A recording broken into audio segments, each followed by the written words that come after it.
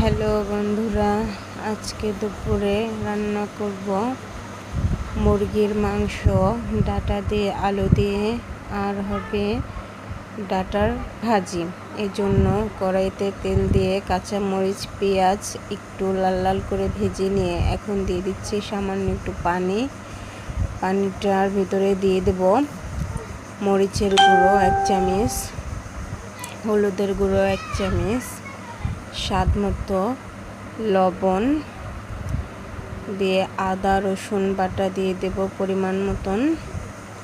দিয়ে এখন মশলাটাকে ভালো করে একটু ভাজা ভাজা করে ভেজে নেব। সাথে দিয়ে দিচ্ছি 1 চামচ জিরার গুঁড়ো। দিয়ে মশলাটা ভেজে এখন দিয়ে দেবো অল্প একটু পানি। পানিটা ফুটে উঠলে দিয়ে দিচ্ছি পরিষ্কার করে ধুয়ে রাখা ডাঁটা, আলু আর মুরগির মাংস। এটাকে দিয়ে নেড়ে চেড়ে ভালো করে মিশিয়ে একটু ঢেকে দেব। 5 মিনিটের জন্য ঢেকে দিয়ে এখন ঢাকনাটা তুলব। দেখি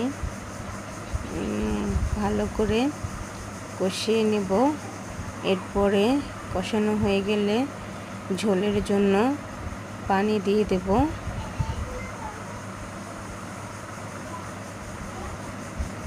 পানি দিয়ে দিচ্ছি। পানিটা দিয়ে একটু জালটা বাড়িয়ে দেব। এখন মাটির চুলায় রান্না করছি তো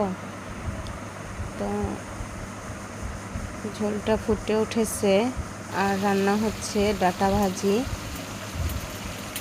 আপনাদের রান্না কার কার পছন্দ হয়েছে আমাকে একটু বলে যাবেন।